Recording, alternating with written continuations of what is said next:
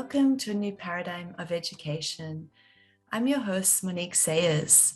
Today we have a very special guest with us. Her name is Olive Hickmott.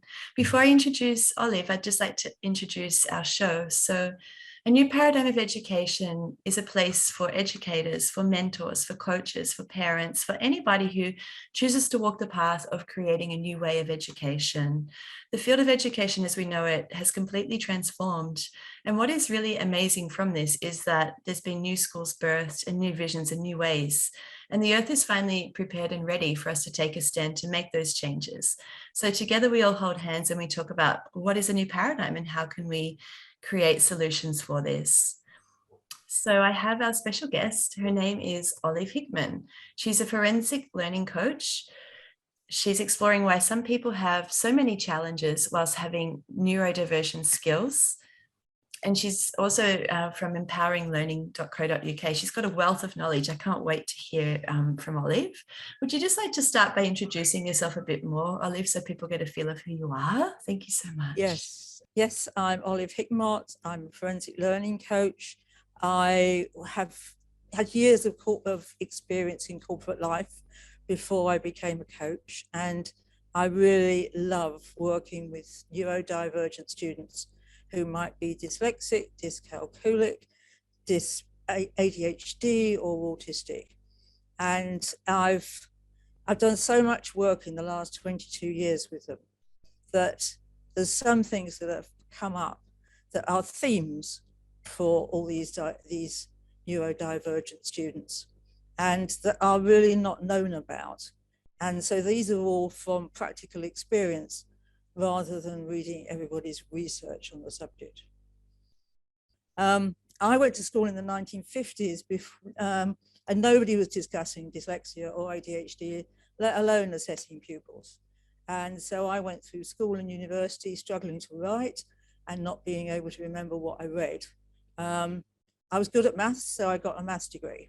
And this enabled me to be a successful software engineer. And when I was a software engineer, I was always taking things apart and trying to work out what went wrong, where. And that's what I feel I do now with people's learning. Take it apart, look behind what's going on, and work out what you can do to help. I also feel really strongly about this because if you go through school with neurodivergent, then you are going to probably develop lifelong scars about your education system because so many things are going to be wrong. You're going to have a fear of reading, you're going to have difficulty spelling, all of these things that can mount up. And actually, there's some really simple things that you can do to help. So that's where I come from. And I've done lots of personal development work on things like neurolinguistic programming and thought pattern management, et cetera, And what I've done is I've put together, somebody keeps telling me I'm a bit like Sherlock Holmes. I've put together this extraordinary jigsaw puzzle to work out what's the best way of helping people and to help people fulfill their potential and not drop into mental imagery. Not drop into mental health issues as they get older. Wow, I love how you describe yourself and that you are curious, that you're curious to explore and discover and to solve. And that is exactly what a new paradigm is all about. It's about shaking up what is already there and pulling it apart and saying, well, what else is there? What else can we do? And I love that you're walking that path and that you've actually been supporting students to do this. So maybe we could start with sharing something about these neurodiverse and learners. I don't know how to speak about them. Let's just call them learners. Perhaps they're just like us, right? Everybody else, learners. Would you like to share something about how you've been supporting them? Yeah. Let's first of all talk about their strengths. They're really talented. That's the really best thing about them. And if you look at, I don't know if this is a universal term, but I'm using 21st century skills as a term for these skills because that's what businesses need, and they need things like creativity, visualization, seeing different perspectives, creative thinking, big picture thinking, imagining, communicating, problem solving in particular, recognizing patterns in exploring, and being curious. I think I'm just permanently curious. And these are the skills that are wanted in business. And so when you look at the neurodivergent population, then these are the skills that loads of them have got. They've got them in abundance. But the only problem is, as they go up through school, they do tend to lose them because we're not doing so much problem solving during school, for example, or creativity during school. And so it's like what you don't use, you tend to lose over a period of time. There was a fantastic piece of research done by NASA a few years ago. They wanted to recruit lots of creative people. As you can imagine, you're putting stuff into space, or you're putting telescopes up there or whatever. And so they decided to explore how many people were creative geniuses in the adult population. And they got some consultants in, and they worked out that only 2% of the adult population was creative geniuses. The consultants were really curious about this and went, why only 2%? So they took the whole research back to 4-year-olds and realized and discovered that 98% of 4-year-olds are creative geniuses. And as they go through school, they lose it. But if you look at any of those 21st century skills I've just spoken to you about, we don't really do a lot of that during school time. We don't do much on creativity. We do nothing on visualization, which is one of my bugbears. We don't do much creative thinking. We don't do much imagining. There's a lot of things that we just do stuff. And what we're not doing is teaching children about how to learn rather than about stuff that they need to learn. And, Google's got the answer to most stuff. The amount of times a day I'm looking for something or other and I go, well, you just got to ask Google because Google knows the answer to everything. And so it really is vital that we actually teach these kids two things. One is we enable them to keep these amazing skills they've got as 4-year-olds. And the second thing is it's a civil right, I consider, to be taught in the way that works best for you, matching your strengths. So if your strengths are picturing things, then we should be teaching children to picture things and to use that as a great skill. So that's where I come from. That's amazing. And I really love what you just shared about NASA and the children. I was like, wow, that makes so much sense to me when you see that my child is 4, and I just see her stomping around on the earth, smiling, dancing, just in the moment. And just every single thing that she's sensing and looking at is creativity, and it is curiosity, and it's wonder. And what I do see in a new paradigm is more and more schools are created from this place. We have seen this starting to happen already, and I know that in the future it's going to be, all those other skills are going to become less and less obsolete, and the ones that are left is what you're saying. Well, if we have AI, for example, artificial intelligence, that's directing us with all this information, then what's left is knowing from our heart, how can we use our gifts? And that's where I feel like this work that you're sharing comes in, Olive, because we don't need Google. We just need to know how to access what's within ourselves to be able to then be learning. So I really, really love what you're sharing with us around this. And I'll just do a bit of a digression into dyslexia, because that's something I have a bit of a thing about. Sure. I think for 22 years, I have been teaching dyslexics how to spell and read using their strengths. And I can honestly say to you, this should be in every school. And they can learn how to read and how to spell by using their visual strengths. So can I use you as an example, Monique? I was saying to you earlier, if you want to spell the word giraffe, then can you see it? And anybody in the audience can answer this for themselves. I can see a giraffe, an image of a giraffe. Yeah. And so can you see the word giraffe? Yes, I can see it like a script written. Yeah. Yep. And as you watch Monique, you'll see her seeing the word somewhere along over the screen.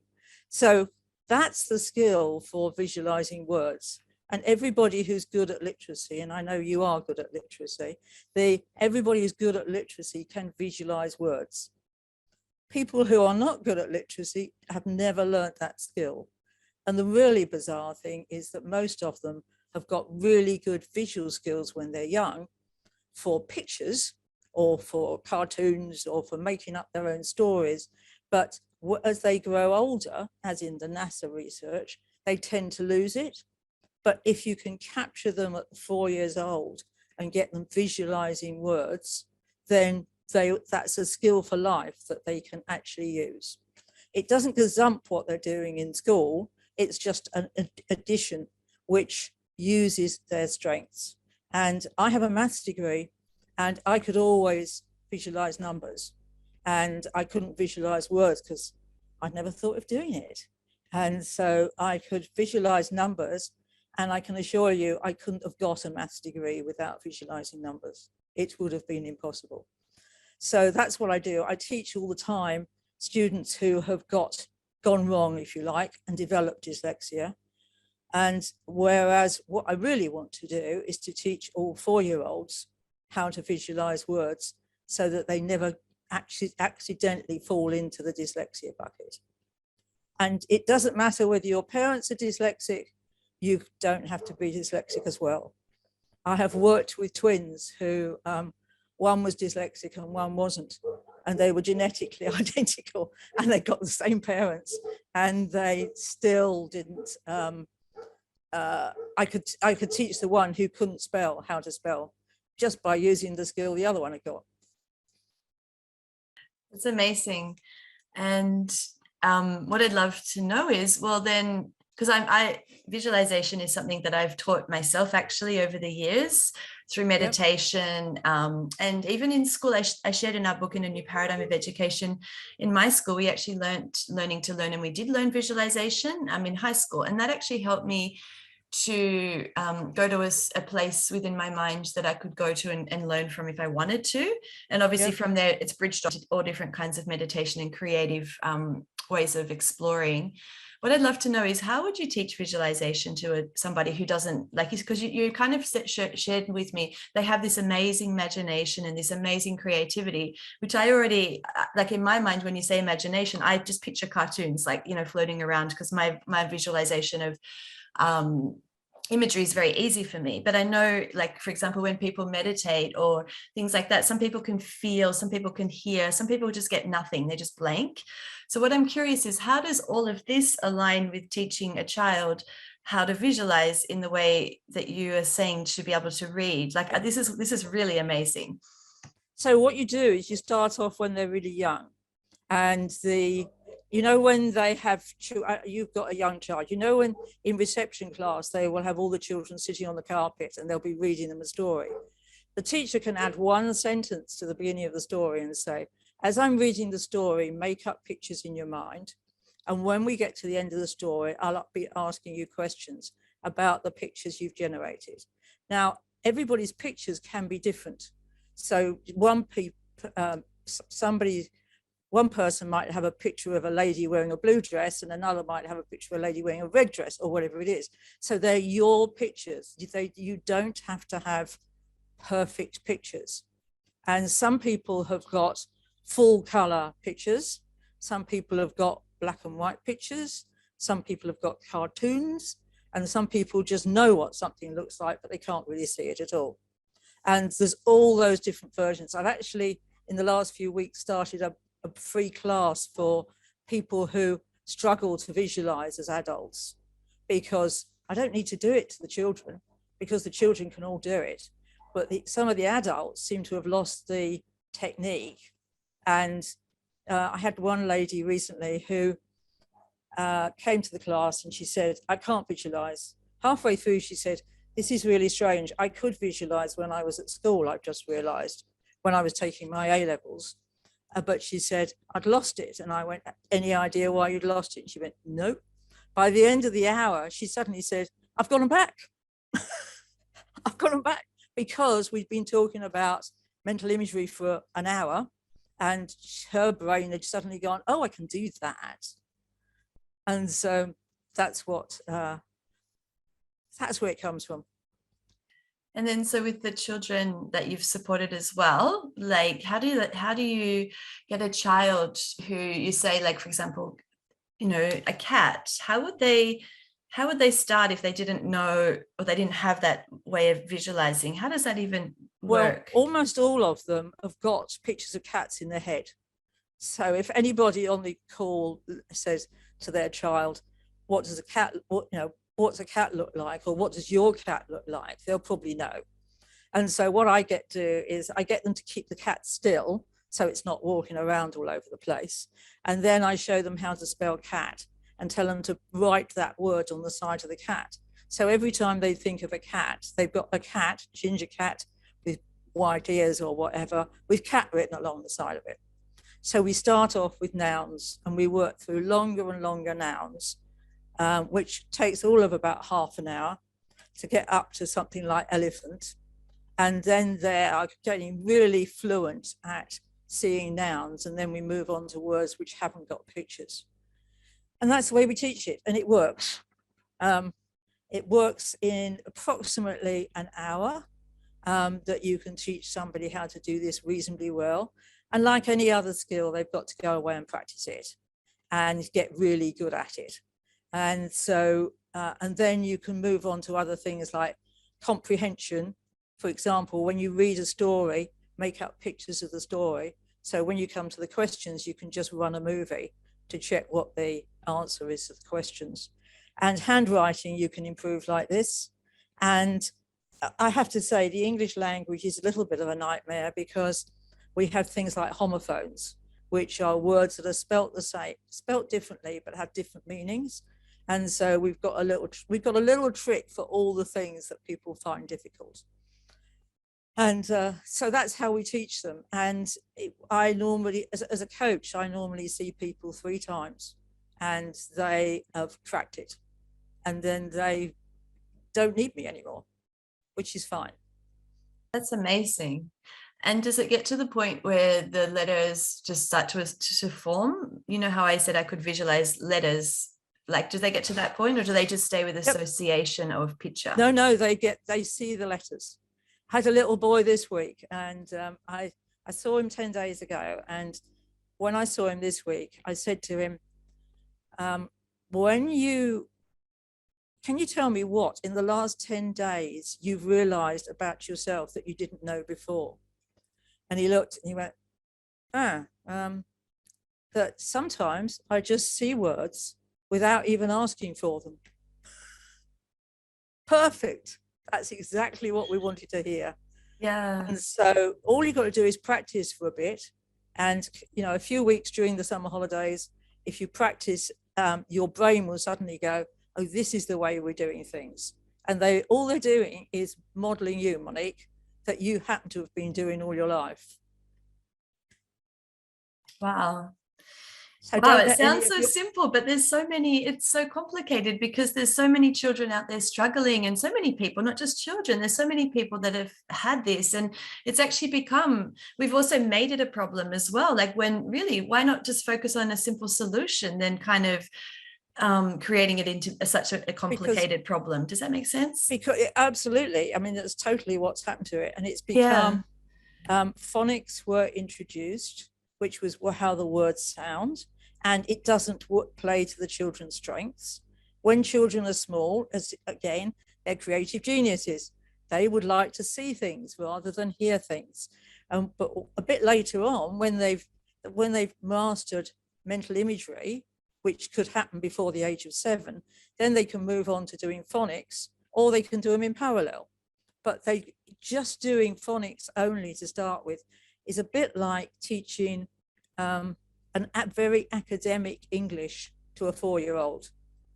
And that's where I think the system goes wrong. It doesn't take long, especially if you're 4 years old. It takes me longer when I try and teach an adult, because they might have lost their ability to visualize well.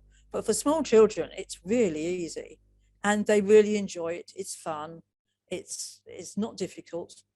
And so at the same time, as it's been pointed out, there's a lot of these 21st century skills are used by dyslexics, so the people who are struggling with words, but they can still keep all these amazing strengths, but they don't need to have poor literacy. And I'd love the word dyslexia changed, because it's just very wrong on several reasons. And normally people ask me, why aren't we doing this in school? Because the government has laid down the rule that says we will teach phonics, which is the auditory way of doing literacy. But for little children, I think it's just too much. And there are many countries around the world who don't start education for the same reason until children are about 7. And so in those first few years, teach them to visualize. And if you've got young children, anybody, teach them what to visualize words, to recognize words, packages in the supermarket, to recognize signs, Tesco's or whatever in the street. You can do this really simply. And actually, we've got a little program now where we are teaching mental imagery and literacy, the basic steps of it, without actually teaching it. So it's about the children absorbing the idea of visualizing without any formal teaching at all, and absorbing the words without any formal teaching at all. And that's totally possible. Yep. I truly believe that's also one of the seeds of the new paradigm, is being able to, as I was saying, use that creativity within yourself, being able to access that aspect of the brain. It's just an aspect of the brain that you're accessing that a lot of the time hasn't been developed. And once it is developed, then learning becomes like osmosis. It's like I shared in our book, learning is a process happening to you. It's not a process that's happening to you. It's something that's coming through you. And I feel like that what you're sharing around that really aligns. It really interests me to know about the brain and about like how amazing it is. Like there's just so much that we can light up in the brain to learn. So why not light up the whole brain rather than just keeping it just like in 2 different portals? There's all this extra, I don't know the names of all the aspects of the brain, but I know from myself, from meditation and through exploring, because that works on different places within the brain, I've noticed how my own learning has changed as well. Memory and, less stress and all of that type of information as well, I'll give you a little history of the research. Oh, I'd love that. Yes. Back in the 1990s, 3 different people researched whether you have mental images of words, and they all came up with the same answer, was that people who are good at literacy have mental images of words. And it was written up by a guy called Robert Dilts, who is one of the founders of neuro-linguistic programming, and it's available for people. But when I tried using it in school, it didn't quite work, and it didn't quite do what I expected it to do. So I did the usual NLP thing, which was to look behind it and work out why it didn't work. And we introduced some extra bells and whistles, if you like, to make it work for people who were really stressed about their dyslexia. And then in 2000, the neuroscientists came along and went, those words that you're talking about are held in the place called the word form area, which is right at the back of your head, just above the dent in your neck. And there is one place called the occipital lobe where you keep pictures. And there is right next to it is the word form area where you keep words, pictures of words. And so I found this piece of research and went, okay. So all we've got to do actually is to fill up their word form area with words.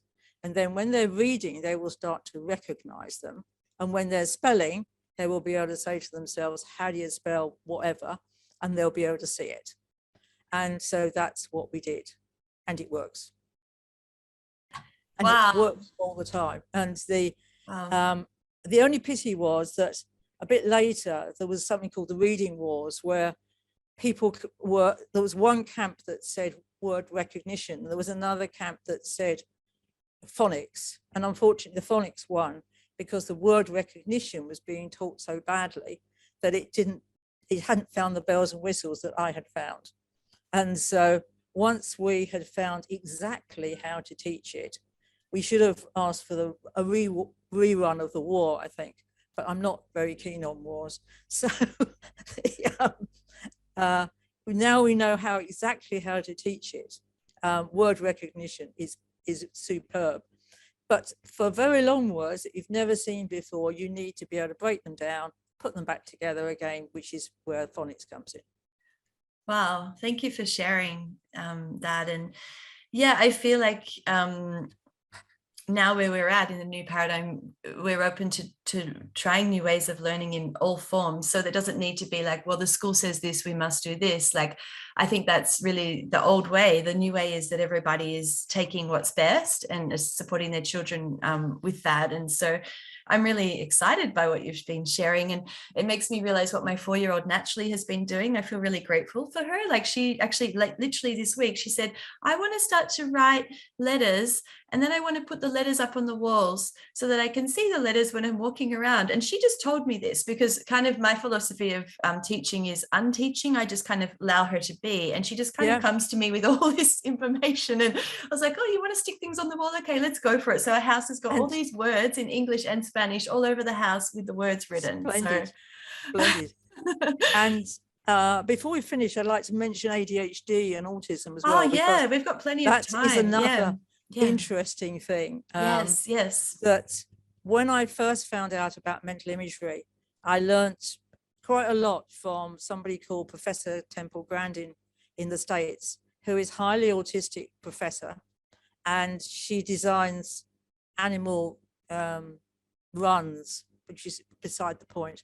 But she has a book called Thinking in Pictures, and I read that book, and that was where one of the real strands that got me thinking in pictures about this whole thing.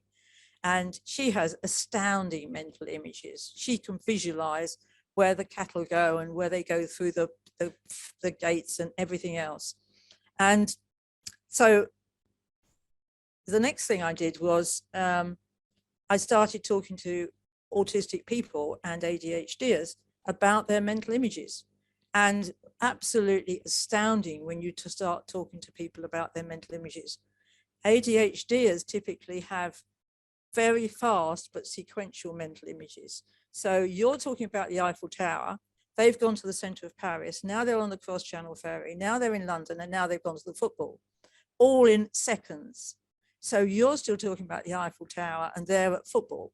So you can imagine why every teacher says their middle name is distraction, because they can't keep focused on the Eiffel Tower. And that happens all the time with autistic people. And you even find if they get too many, they will sort of doze off, they will zone out and just go doing. And then eventually they'll come back when the pictures have simmered down. And with autistic people, it's slightly different. Autistic people seem to be just drowning in hundreds and thousands of mental images coming at them at once. So there's things like never say a generic word to somebody with autism, like shoes, because they'll be deluged in lots of different colored shoes and sizes of shoes and styles of shoes, and it'll all be too much. And we had a little girl recently who, every time we asked her a question, or the practitioner asked her a question, she would walk over to the corner of the room and then come back and answer the question about this cat or dog or something or other. And the lady asked her, why are you doing that? And she said, well, all my pictures are over there. So I go and find the picture and then I come back and tell you what's in the picture. So somehow she has created for herself, bless her, she's only about 8, a technique for slowing down this deluge of mental images. They all go in the corner and she can cope with them a lot better. So, and what we just find is that once you start educating people about their mental images and how to slow them down, which is basic grounding, if you know what grounding is, just feeling fully connected to the planet, then they can slow their imagery down. Wow, thank you. That's really insightful for myself to know that about different types of people, you know, how Yeah. they are and how they see things. And I could imagine now how overwhelming it would be to see all of that information coming at once. And what do you capture? Do you want me to capture the red shoe? Do you want me to capture the yellow shoe? What are we doing right now? Like, that's really, really helpful to know that. And so you're saying the best way to work with them would be just to kind of allow them to ground in. And I really love that idea that she created that corner. That seems already that she knows how to help herself, you know, in that way. And I think she worked that one out for herself.